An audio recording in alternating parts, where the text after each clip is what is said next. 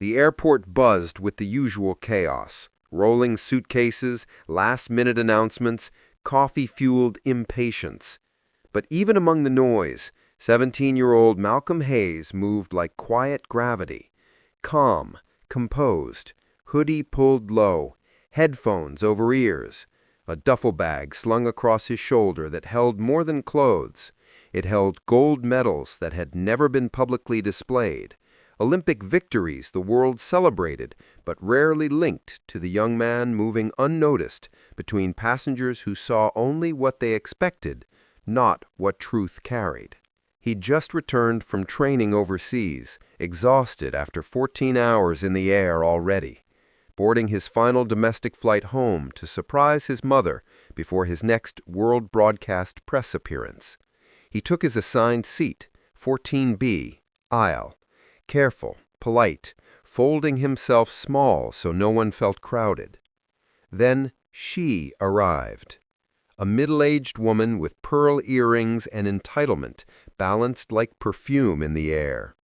Her eyes landed on him like accusation, and her shoulders stiffened as though his presence contaminated oxygen. "Is this seat taken?" she asked sharply, staring not at the seat, but at the color of the boy occupying the row. When he nodded gently, she huffed, loud enough for others to hear, "I'm not sitting next to that." A couple across the aisle exchanged awkward glances. No one spoke. The woman waved down the flight attendant. "I want another seat," she demanded. The attendant blinked, confused. "This is your assigned place, ma'am." But the woman insisted, voice rising with venom clothed as discomfort. "I will not spend hours next to someone like him. You need to move him. I paid for comfort." Malcolm stayed silent, not from weakness, but from discipline forged in stadiums under global lights where insults cut quieter but deeper. The attendant apologized, tried to calm her, but the woman pressed on, complaining loudly enough that rows ahead turned to watch the spectacle. A black teen trying to shrink into invisibility while a grown woman weaponized prejudice like currency. Malcolm removed one ear cup, still silent, but in his stillness there was power waiting.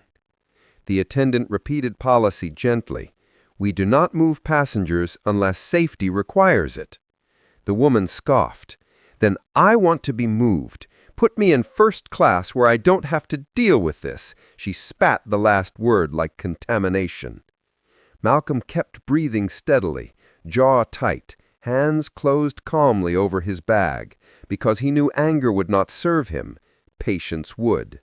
And patience, like champions, always waits for its moment. The attendant went to check seat availability, leaving tension thick like humidity before lightning breaks. Malcolm stared ahead, eyes fixed on nothing, replaying years of training where he swallowed pain and prejudice like oxygen, transforming both into fuel. The woman continued muttering as if volume made her right. "These flights get worse every year, standards dropping." A man nearby finally spoke, voice low, courage trembling but present. "He's just trying to get home like everyone else." She glared at him. "You don't know what people like him do." Malcolm exhaled, slow, controlled, the same way he breathed before launching from starting blocks. The attendant returned. "There are no remaining seats in first class." The woman scowled. "Then remove him. I refuse to sit here."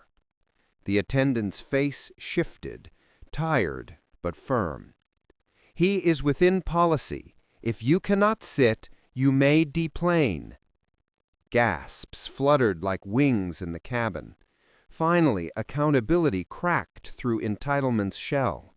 The woman froze, realizing she might be removed instead of the boy she condemned.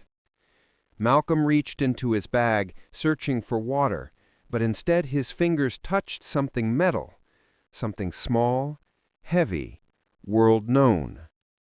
The captain suddenly walked down the aisle himself, drawn by the commotion.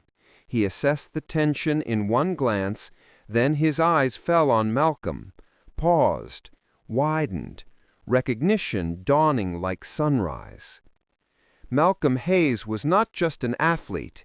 He was the youngest American sprinter ever to break the Olympic 100-meter record, gold-medaled, globally televised, adored by millions, but unrecognized here because prejudice blinded sight. The captain smiled slowly, respectfully. "Welcome aboard, Mr. Hayes. We heard you'd be flying with us today." The cabin shifted, confusion rippled, the woman's face drained pale. The captain continued, voice now aimed at her. "This young man is a national champion. You should be honored to sit beside him." Silence fell like judgment. The woman stood rigid, lips parted but useless, shame rising like color beneath her makeup, as the captain asked Malcolm quietly if he preferred to move to first class, a courtesy, not a correction, but Malcolm shook his head. "I'm fine here," he said gently, "because greatness doesn't need upgrades to prove worth." The captain nodded, placed a hand on Malcolm's shoulder with quiet admiration, then turned to the woman. "Your behavior violated decorum and passenger dignity policy. You will either sit or leave the aircraft."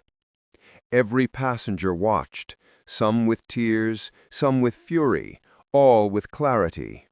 She slowly sat, silent now, hands trembling as she fastened her belt. Malcolm placed his headphones back on, not triumphant, not petty, simply peaceful, like a man who won races not on tracks alone, but in moments just like this. Hours later, as the flight neared descent, the woman turned her head, voice small, stripped of arrogance. "I didn't know who you were." Malcolm removed one ear cup, eyes soft but firm. "You shouldn't have needed to." Her gaze lowered, apology unspoken but heavy. When they landed, cameras flashed, news teams awaiting his arrival, crowds cheered, chanting his name. The woman stepped aside, watching the teen she rejected walk through the gate with grace she couldn't fathom, realizing too late that respect should never depend on identity revealed, but on humanity present from the start. If this story struck you, even for a moment, don't walk away quietly. Comment below what hit your heart the hardest. Was it the humiliation he faced? The recognition? The reversal? Share this video so others witness how quickly prejudice collapses when truth stands tall. Racism often hides behind polite voices, but stories like this expose it, raw, unfiltered, undeniable. Like if you believe respect is owed to every human, not earned through status. Subscribe if you want more stories where power flips, where dignity wins, where those dismissed rise to heights prejudice could never imagine. Your engagement amplifies voices like Malcolm's, voices young, black, brilliant, unstoppable, and platforms listen when we speak loud together. Don't just watch. Stand, share, speak. Let this story move through the world like a relay baton, carried, passed, unstoppable.